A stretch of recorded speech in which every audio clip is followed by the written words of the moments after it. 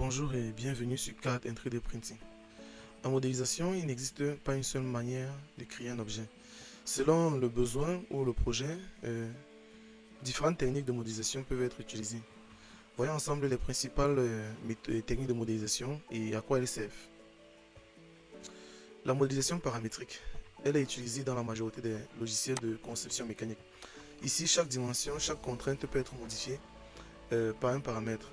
C'est une méthode, c'est une technique parfaite pour les pièces techniques, précises et évolutives.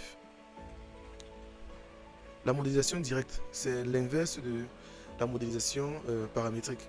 Ici, on modifie directement la géométrie sans dépendance ni historique. Elle est idéale pour retoucher une pièce importée ou prototyper rapidement sans se soucier des contraintes.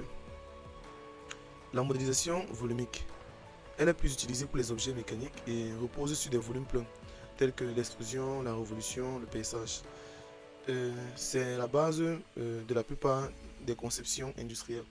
Donc, par exemple, on peut par exemple voir qu'elle peut être utilisée pour la modélisation des cratères, des fraises et bien d'autres objets. La modélisation surfacique, elle permet de créer des surfaces, des formes complexes et fluides, telles que les carrosseries, les coques, les objets, comme les entonnoirs, les gouttes, voilà. Ici, on travaille sur des surfaces fines qu'on assemble ensuite pour former un volume. La modélisation par tôlerie, elle sert à concevoir des feuilles, des pièces en feuilles métalliques pliées. Elle permet d'obtenir à la fois le modèle 3D et la version développée à plat pour la découpe. Elle est très utilisée pour les coffrets, les capons et les structures métalliques. La modélisation par construction soudée. Cette technique sert à créer des structures tubulaires et profilées, telles que les châssis, les charpentes, les ossatures mécaniques. Ici, on utilise des bibliothèques de profils standards, faciles à assembler. En moulage, on conçoit des pièces adaptées à l'injection plastique ou à la fonderie. Ici, on travaille sur des angles de dépôt et les épaisseurs constantes et la forme du moule. La modélisation par moulage est idéale pour les boîtiers, coques et les produits grand public. La modélisation polygonale. Elle utilise des maillages constitués de sommets, d'arrêts et de faces. C'est une technique utilisée dans les jeux vidéo, les animations et pour le rendu 3D réaliste.